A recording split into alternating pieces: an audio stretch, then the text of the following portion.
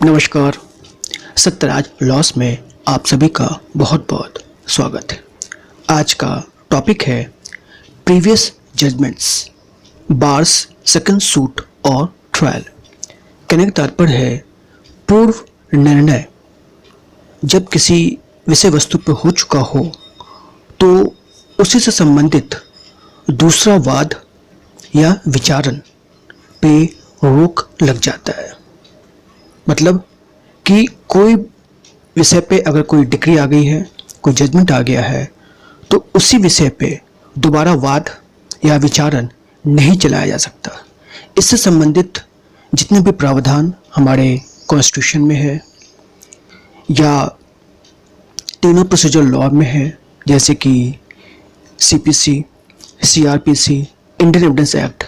उसका हमने संकलन किया हुआ है और इस वीडियो के माध्यम से आपको बताने का प्रयास किया है। तो चलिए फ्रेंड्स,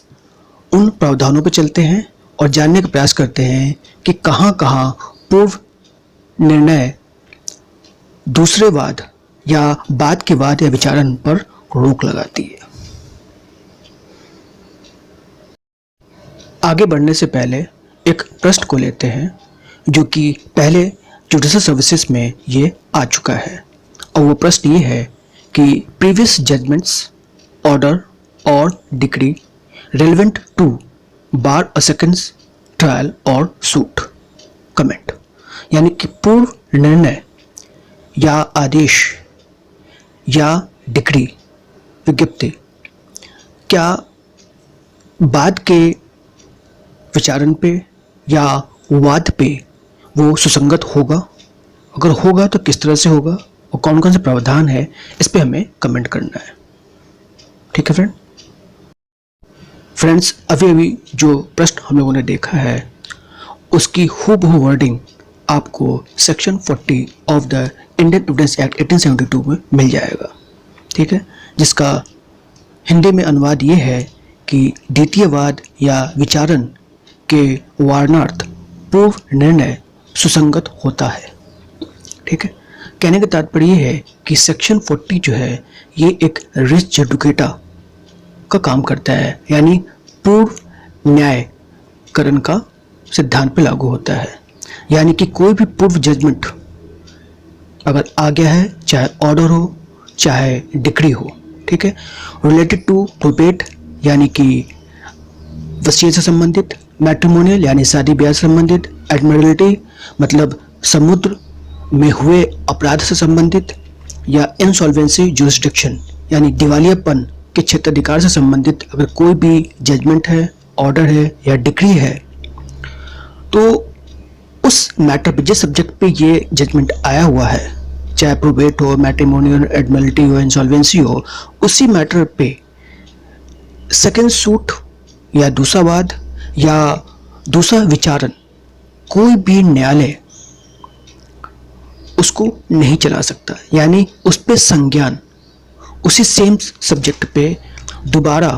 कोई भी न्यायालय संज्ञान नहीं लेगा। ये सेक्शन 40 की वर्डिंग है। ठीक है, अब हम आगे देखते हैं कि इसके कुछ अपवाद भी हैं जो कि सेक्शन 44 में आपको मिलता है। करने का तात्पर्य यह है कि सेक्शन 44 में कहा गया है कि कोई भी प्रीवियस जजमेंट और ऑर्डर और डिक्री, चाहे रिलेटेड टू प्रोबेट हो, मैट्रिमोनियल हो या एडमिरल्टी हो या इंसॉल्वेंसी जुरिस्डिक्शन हो, ऐसे आए हुए जजमेंट पे दोबारा दूसरा वाद या विचारण किया जा सकता है अगर तीन परिस्थिति सामने आ गई है तो, जो कि सेक्शन 44 में दिया हुआ है। पहला कि जो जजमेंट, ऑर्डर, डिक्री आई हुई है वो किसी कपट के माध्यम से यानी फ्रॉड, दुसंधि यानी कोलिजन के माध्यम से, या न्यायालय की अक्षमता यानी इनकॉम्पिटेंसी ऑफ द कोर्ट, ये तीन ग्राउंड जब तक साबित नहीं हो जाता है, कोई भी प्रीवियस जजमेंट, ऑर्डर और डिक्री पे दोबारा न तो वाद लाया जा सकता है और न ही उसका विचारण किया जा सकता है, सिवाय उन अपवादों का जो कि फ्रॉड, कोलिजन और इनकॉम्पिटेंसी ऑफ द कोर्ट है, जो सेक्शन 44 मेंटेन किया हुआ है। अगर ये आता है तभी हम सेकंड सूट या ट्रायल चला सकते हैं। ठीक है, उसके बाद है सेक्शन 42, जो ये भी कहता है कि जजमेंट ऑर्डर और डिक्री अगर पब्लिक नेचर का है, लोक हितवाद से संबंधित है, ठीक है, तो भी जो जिस विषय वस्तु पे यानी कि प्रोबेट है, मैट्रिमोनियल, एडमर्टी और इंसॉल्वेंसी जुडिक्शन है, उस प्रीवियस जजमेंट आ चुका है, ऑर्डर आ गया, डिक्री आ गया है, लेकिन पब्लिक नेचर का है और जो प्रीवियस जजमेंट में है उससे पब्लिक नेचर को कुछ हार्म हो रहा है, नुकसान हो रहा है, तो दोबारा भी ऐसे मामलों पे वाद या विचारण चलाया जा सकता है, ये सेक्शन 42 कहता है। ठीक है, अब आता है एक और सेक्शन है, इंपॉर्टेंट है, सेक्शन 33। ठीक है, उसकी वर्डिंग देखिए हिंदी में ये है कि किसी साक्ष्य में कथित तथ्यों की सत्यता को पश्चातवर्ती कार्रवाई में साबित करने के लिए उच्च साक्ष्य की सुसंगति होती है, यानी कि relevancy of certain evidence for proving in subsequent proceeding the truth of facts may be taken into consideration. ठीक है, प्रोवाइडेड कि जो स्टेटमेंट दिया गया है वो व्यक्ति या तो उसका देहांत हो चुका है, उसको ढूंढना बहुत मुश्किल है, या कि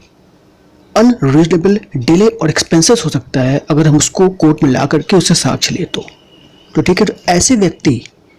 का साक्ष्य जो कि सेक्शन 32 में मेंटेन किया हुआ है, 8 ग्राउंड पे कोई भी स्टेटमेंट लगाया हुआ है, ठीक है, तो बाद के पश्चातवर्ती कार्रवाइयों में याद रखिएगा सब्सिक्वेंट जुडिशियल प्रोसीडिंग में उसका इस्तेमाल हो सकता है। ठीक है, for giving the proper judgment of the case. लेकिन सेक्शन 40 का रिस्ट्रिक्शन पर ध्यान दीजिएगा, जो अभी आपसे सामने जिक्र हुआ है, उस रिस्ट्रिक्शन को जब तक हटाया नहीं जाएगा, यानी कि प्रोविजन जो दिए हुए हैं उसका जब तक प्रोवाइजो यानी एक्सेप्शंस मेंटेन्ड है, ठीक है, तब तक तो आप सेकंड सूट और ट्रायल ला सकते हैं, लेकिन जब तक अपवाद नहीं है तब तक आप नहीं ला सकते। ठीक, आगे देखते हैं कि कुछ अदर एक्ट और कोड में ऐसे प्रावधान दिए गए हैं जो कि कहता है कि पूर्व न्याय अगर किसी वस्तु पे हो गया है तो उस वस्तु पर और उससे संबंधित कोई दूसरा वाद या विचारण नहीं किया जा सकता है। और सबसे पहले आपके समक्ष है आर्टिकल 20 सब आर्टिकल 2, ठीक, ऑफ द इंडियन कॉन्स्टिट्यूशन, जो ये कहता है कि प्रोटेक्शन फ्रॉम डबल जेओपर्डी है, यानी आर्टिकल 20 की जो वर्डिंग है वो है प्रोटेक्शन फ्रॉम कन्विक्शन। ठीक, तो आर्टिकल 20 सब क्लॉज 2 में ये बात कही गई है कि जब किसी व्यक्ति के खिलाफ किसी अपराध के लिए ट्रायल चला गया, उस पर चार्ज फ्रेम हुआ और कन्विक्शन हो गया है, तो दोबारा उसी व्यक्ति पर उसी अपराध के लिए न तो ट्रायल चला जाएगा, न चार्ज फ्रेम होगा, न ही कन्विक्शन होगा। याद रखिएगा, यहाँ सिर्फ कन्विक्शन का प्रोटेक्शन मिला हुआ है, अकोटल का नहीं। ठीक, नेक्स्ट है section 167 of the Indian evidence act 1872, जो कि ये कहता है कि कोई भी न्याय विचारण सिर्फ इस आधार पर नहीं चलाया जा सकता, क्योंकि जब विचारण हो रहा था ओरिजिनली तो उस समय जो इम्प्रॉपर एडमिशन हो गया, यानी कि जो स्वीकृति हुई वो इम्प्रॉपर था, किसी साक्ष्य को नकार दिया गया जो कि लेना चाहिए था। ठीक है, तो कहने का मतलब ये है कि इम्प्रॉपर एडमिशन और रिजेक्शन के आधार पर न्यू ट्रायल तभी चलेगा जब तक न्यायालय के समक्ष ये साबित न हो जाए कि ऐसा न करने से वस्तुतः किसी के साथ न्याय नहीं हो पाया है या अन्याय हो गया है। ठीक, थर्ड है इशू स्टॉपल, जो कि सेक्शन 300 ऑफ द CRPC 1973 से आया हुआ है। हमारे एपेक्स कोर्ट ने भी इसको हेल्ड किया हुआ है, प्रीतम सिंह वर्सेस पंजाब 1956 में इशू स्टॉपल का वर्ड यहीं से इजाद हुआ है। और ये सेक्शन 300 जो है एक मैक्सिम को जस्टिफाई करता है, जो कि कहता है ऑट्रीफोइस अक्विट ऑट्रीफोइस कन्विक्ट, मतलब एक बार दोष सिद्धि या दोष युक्त किए गए व्यक्ति का उसी अपराध के लिए विचारण नहीं किया जाएगा, यानी कि पर्सन वंस कन्विक्टेड और acquitted shall not be tried again for the same offence. याद रखिएगा कि आर्टिकल 20 सब क्लॉज 2 में वहाँ पर सिर्फ कन्विक्शन से प्रोटेक्शन मिला, लेकिन सेक्शन 300 CRPC में आपको प्रोटेक्शन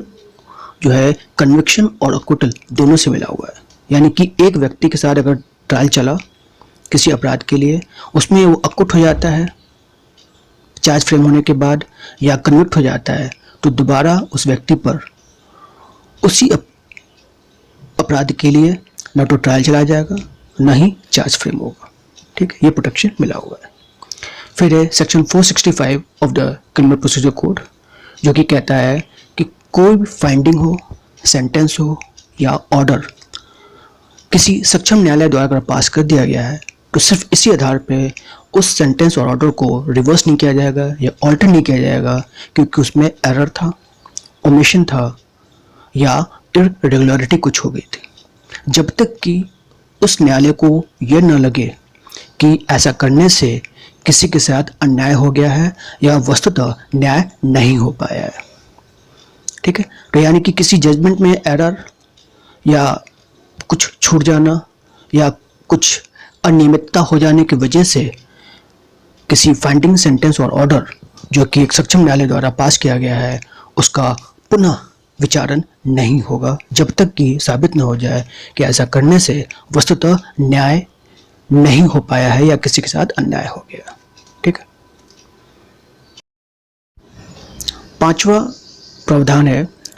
जो कि section 11 of the civil procedure code 1908, जो कि रेस जुडिकाटा या पूर्व न्याय से संबंधित है, जिसमें 8 ग्राउंड दिए हुए हैं, जो कि बताता है कि एक बार किसी सक्षम न्यायालय ने दो पक्षकारों के बीच की कॉज ऑफ एक्शन को डिसाइड कर दिया है, यानी conclusively determined the rights and liabilities between two parties. ठीक है, तो सेम सब्जेक्ट मैटर पे दोबारा दूसरा वाद नहीं लाया जा सकता। ठीक है, ये रेस जुडिकाटा बार करता है। फिर है section 99 of the civil procedure code, जो ये कहता है कि कोई भी डिक्री को सिर्फ इस आधार पर रिवर्स या मॉडिफाई नहीं किया जा सकता क्योंकि उसमें एरर या इरेगुलरिटी यानी त्रुटि थी या अनियमितता थी, जब तक ये साबित न कर दिया जाए कि ऐसा त्रुटि और अनियमितता की वजह से मेरिट या non gender of necessary parties को अफेक्ट कर सकता है। यानी कि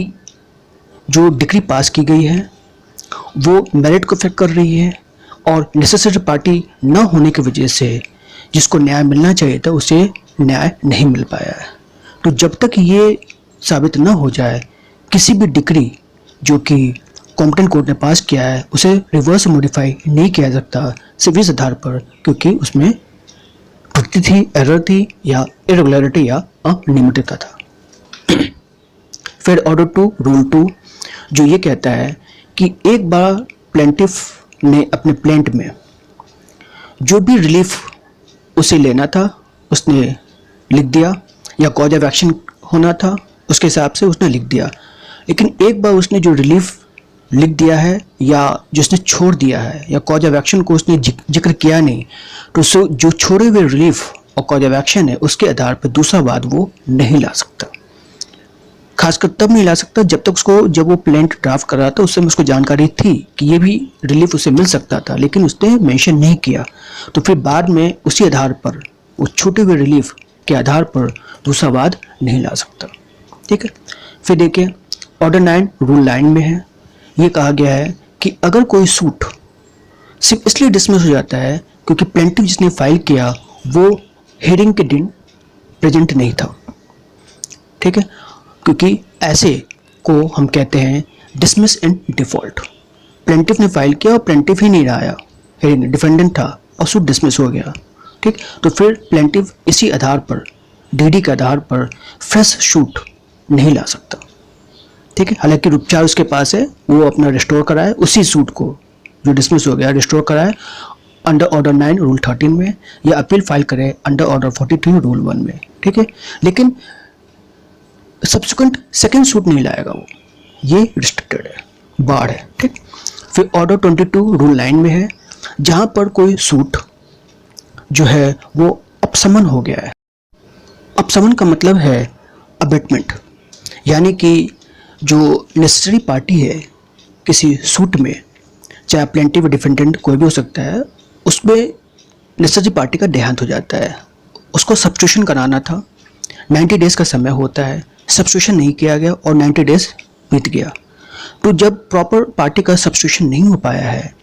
तो वो सूट जो है अबिट हो जाता है, यानी ख़त्म हो जाता है। और अगर ऐसा सूट अबिट एक बार हो गया नॉन सब्स्टिट्यूशन की वजह से, तो fresh suit on the same cause of action becomes a bar, यानी कि फ्रेश सूट आप सेम कॉज एक्शन पे नहीं ला सकते, ये बार किया हुआ है। ठीक, नेक्स्ट है 10th प्रोविजन ऑर्डर 23 रूल 1 का, जो ये कहता है कि अगर किसी सूट का प्रत्याहरण हो गया है, यानी विड्रॉल कर दिया गया है, कहने मतलब है प्लेंटिफ ने पहले प्लेंट को फाइल किया, फिर किसी वजह से विड्रॉल कर लिया, लेकिन विड्रॉल कराते वक्त अगर उसने न्यायालय से लिबर्टी नहीं ली है to file a fresh, then वो प्लेंटिफ उसी सेम कॉज ऑफ एक्शन पे दोबारा सूट नहीं ला पाएगा। ठीक है, इसलिए विड्रॉल कराते वक्त कोर्ट से परमिशन ले लेना चाहिए हर व्यक्ति को कि ही और she shall be liberty to file fresh suit on the same cause of action. ठीक है, जब तक परमिशन नहीं मिला है वो फ्रेश सूट विड्रॉल होने के बाद नहीं ला सकता। ठीक, और लास्ट है ऑर्डर 33 रूल 15, जो कि निर्धनवाद से संबंधित है। निर्धनवाद मतलब ये वाद होता है जो कि प्लेंटिफ इतना सक्षम नहीं है कि कोर्ट की फीस यानी न्यायालय की फीस दे सके, तो इसके लिए वो पॉपर एप्लीकेशन मूव करता है। ठीक है, लेकिन अगर एक बार ऐसा पॉपर एप्लीकेशन यानी निधन प्रत्यावेदन रिजेक्ट हो जाता है ऑर्डर 33 रूल 15 में, तो फिर दोबारा पॉपर एप्लीकेशन नहीं मूव कर सकते सेम कॉज ऑफ एक्शन, क्योंकि न्यायालय को लगता है कि प्लेंटिफ जो है वो गलत बोल रहा है, वो इतना सक्षम है कि कोर्ट की फीस दे सके, और ये समझ करके उसकी एप्लीकेशन को रद्द कर दिया गया। तो एक बार वो रिजेक्ट हो गया तो फिर बाद में कोई भी प्रत्यावेदन on the same cause of action पे नहीं डाला जाता। तो फ्रेंड्स, ये हैं सारे कुल 11 प्रावधान जो कि ये कहते हैं कि किसी भी विषय पे अगर पूर्व निर्णय हो गए हैं, ठीक है, या कोई ऑर्डर है या कोई डायरेक्शन है या कोई डिग्री पास हो गया है, तो फिर उसी विषय वस्तु पर सेकंड सूट या सेकंड ट्रायल यानी द्वितीय वाद या द्वितीय विचारण नहीं किया जा सकता। ठीक है friends, that's it. Thanks for watching this video. अगर वीडियो पसंद आया तो please like share and subscribe करिए। अगली वीडियो में हम नए प्रश्न के साथ आपके समक्ष प्रस्तुत होंगे। तब तक के लिए जय हिंद, वंदे मातरम।